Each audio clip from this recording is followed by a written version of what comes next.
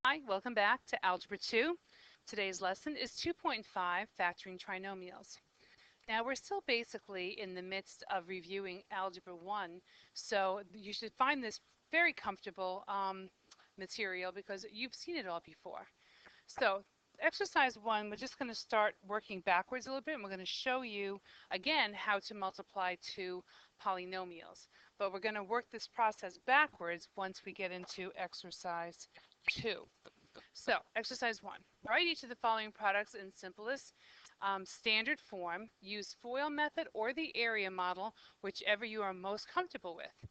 So, I'll do the first, how about I do the first two using FOIL, I'll use the second two using the box method. All right, so 3x times 5x is 15x squared. 3x times positive 7 is positive 21x. 2 times 5x, positive 10x, and 2 times positive 7 is positive 14. Adding like terms, 15x squared plus 31x plus 14. Again, sometimes I think the best way to approach some of these when you're writing this down is just watch it first, and then after you're done watching it, then you can go back and write it down. Right? You can always hit that pause button at any given time. Ooh, that is a bad 4. 14.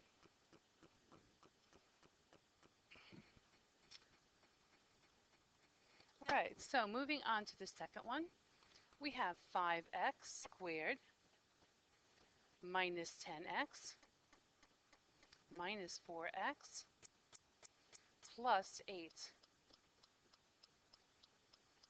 So we get 5x squared minus 14x plus 8.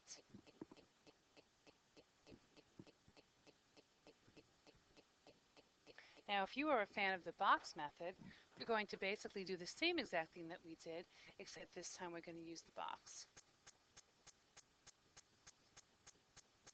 So we have 2x minus 3. We have 2x plus 5. It doesn't really matter where you put these in your box. You can start with the 2x's up at the top. Maybe you prefer to put the 2x plus 5 up here. So something like 2x plus 5 here instead of at the bottom, but it doesn't really matter. Okay, so I'm going to keep it at the bottom just because that's usually the way I do it. So now let's just, this becomes a times table. So 2x times 2x is 4x squared. 2x times negative 3 is minus 6x. 2x, so I'm still back here, 2x times a positive 5 is positive 10x. And the last one is positive 5 times negative 3 is negative 15. And then we just combine our like terms here and here, and our final answer is 4x squared plus 4x minus 15.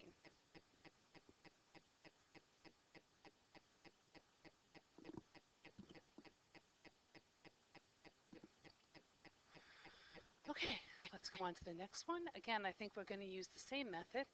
We're just going to keep changing colors here to make things a little bit easier. So on this one, let's do the box method.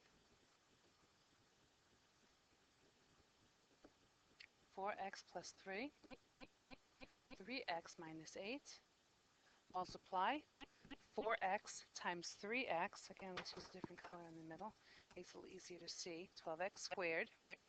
And then I have 3x times 3 is 9x. And then I have 4x times negative 8, so I'm here times here. I don't know why that just happened. Let's get that away. And that becomes negative 32x. And then positive 3 times a negative 8 is negative 24. So again, one more time, we're going to combine like terms on the diagonal, and we're going to end up with 12x squared.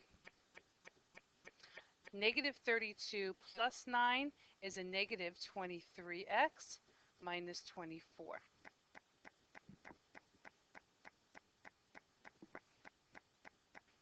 Again, you don't have to do it both ways.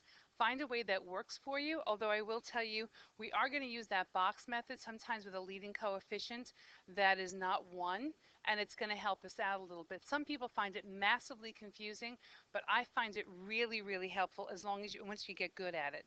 All right, so let's move on to exercise 2, and I'll show you what I'm talking about when we get down to exercise 3.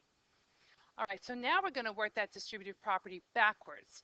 So we're going to take our two sets of binomials, our two factors of our quadratic, and we're going to factor it. So let's see if we remember how to do this back from Algebra 1. So we start with the two sets of parentheses, and we're going to say first position is going to be x times x. That's that first term, right? X times x is x squared. Now the last term has to do with this 24. Now if this sign is positive, I know my signs are the same. And once I know the signs are the same, I look at this one, I know they're both plus. If that was a minus sign, I'd know they were both minus. All right, so 24, what I'm doing is I'm looking for the factors of 24 that are going to add to 11. So I can do this pretty easily in my head. You might be able to too, but if you can't, it's okay to say, let's go back to that way we were talking about.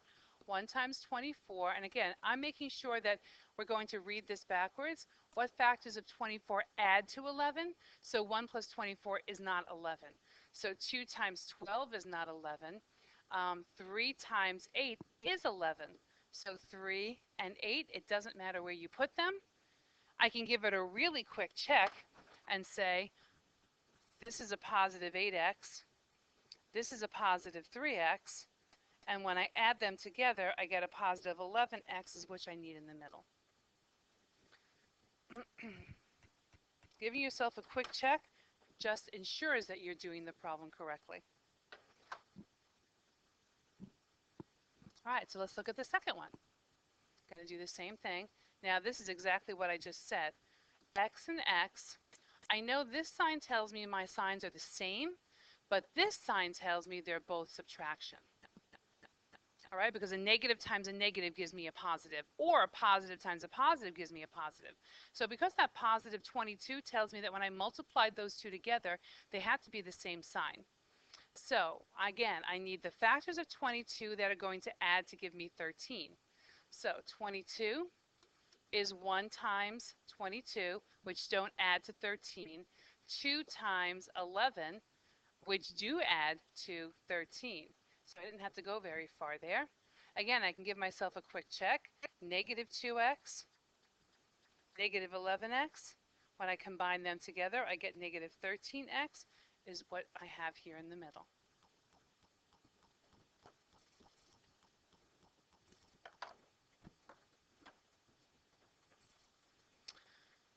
Okay, why don't you try and do the next two, and then I'm going to pop the answers up there for you.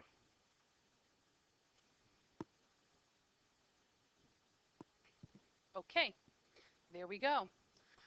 So if you take a look at C, you can see that, no pun intended, you can see in C that the sign here is negative, which means that tells me that my signs here have to be different. All right, because the only way to get a negative 35 means you have to positive times a negative in order to get that negative 35. So I have to make sure that I'm looking for the factors of 35. Now I'm going to read this backwards. All right, so I'm looking for the factors or two numbers that multiply to 35 but subtract to give me 2. So when I looked at that, I knew right away that 5 times 7 gives me 35, and I need to get a positive 2 there, so that when I do my looping, I get a positive 7x, and I do a negative 5x, and when I add them together, I get a positive 2x's, which I have here in the middle. And looking at the last one, I had to actually think about that one for a second. So I started with my 50, and again, my signs are different, so x plus and x minus. And then I said to myself, well, I need two numbers that multiply to 50, but subtract to give me 5. And I found them right here with 5 and 10. But I need it to be a negative 5, so I know that the larger is going to get the negative and the smaller gets the positive, so that when I add them together, I get a positive 5x, and then I get a negative 10x, and I want that negative to dominate, so it's going to be a negative 5x there in the middle, which is what I have right here. So I hope this isn't too difficult because like I said, this is what we've done so far, nothing new. You should have done these to the moon and back when you were in Algebra 1. But when you start getting to exercise 3, this is where things start getting a little bit more complicated. But the nice thing about this is that we're going to have prime leading coefficients, which means that we're only going to have one possibility for that first position. All right, so let's take a look at what I'm talking about.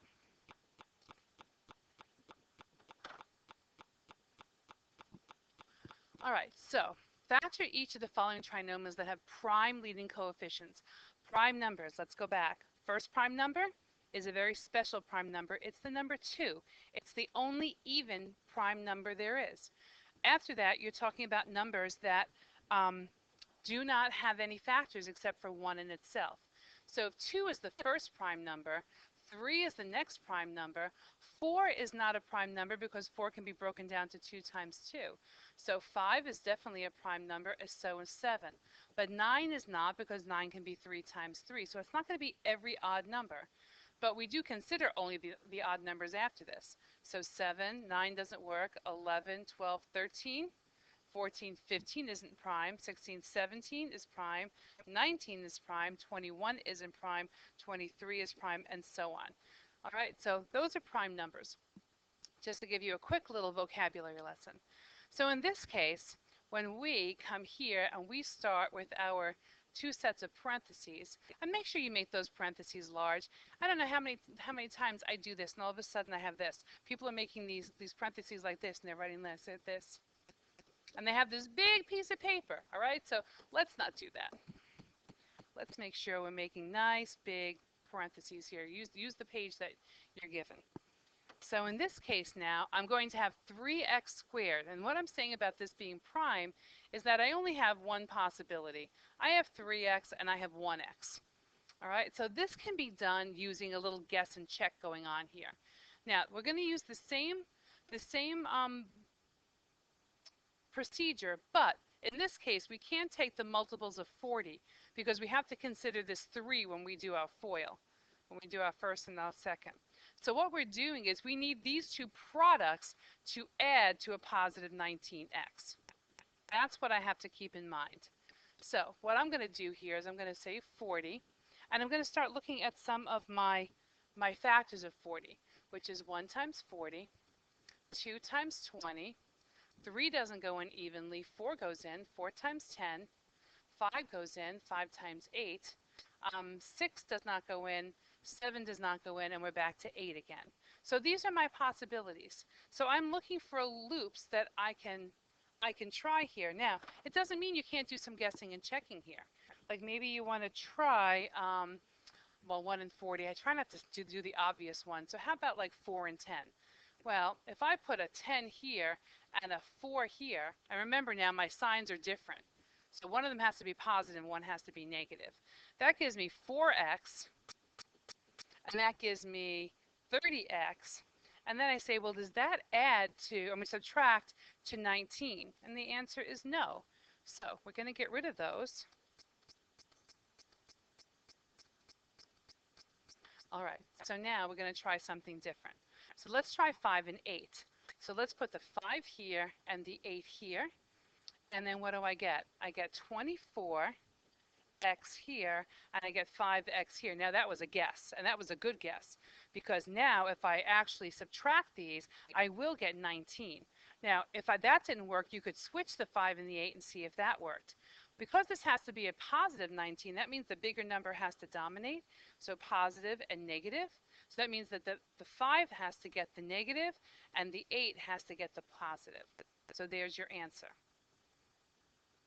These do take a little bit of time. Don't try to rush through them. They're not going to be quite as obvious as the problems in exercise number 3 were in, and exercise number 2 were.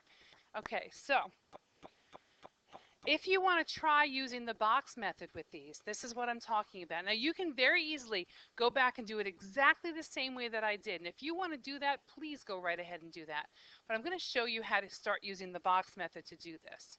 So the box method says, if we take our box, now remember, this time we kind of know what's on the inside. We don't know what's on the outside.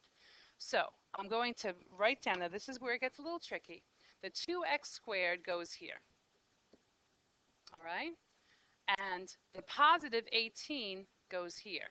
Now this is what I need to know. I need to know what this is, and I need to know what this is, and that's going to help us find the outside part. So what I do is I go to my crisscross like worksheet over here. And what I do here now is I take the 2x squared and I put it here.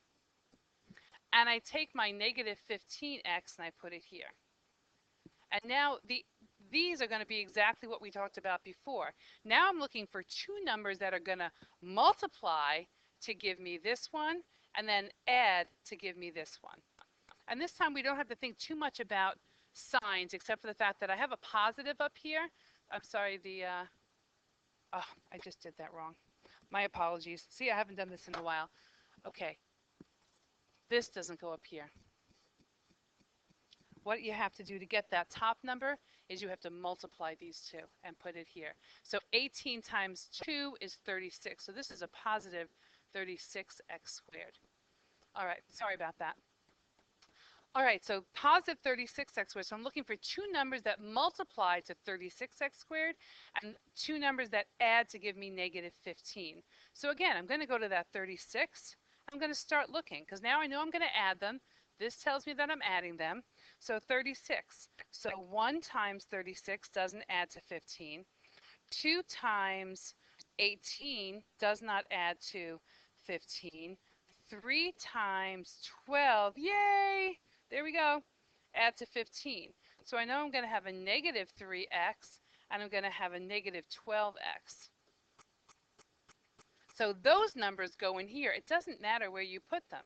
Negative 3x and negative 12x. And now we can come up with what our outside is. Because we know with 2x squared, one of these has to be 2. So I'm either going to put the 2x here or down here. But if I put the 2x on this one right here, I can't get negative 3 from that. But if I put the 2x here, I can say, well, 2x times 1x is 2x squared, and 2x times a negative 6 is negative 12x. And then this works perfectly because x times 2x is 2x squared, and x times a negative 3 gives me negative 3x. So my answer here is x minus 6 and 2x minus 3. Again, this is new, and I've never taught you this before. It could be that your Algebra 1 teacher taught you how to do this, and if he or she did, that's great, because then you'll have a little bit more experience. But if this is new to you, then we're just going to take it one step at a time.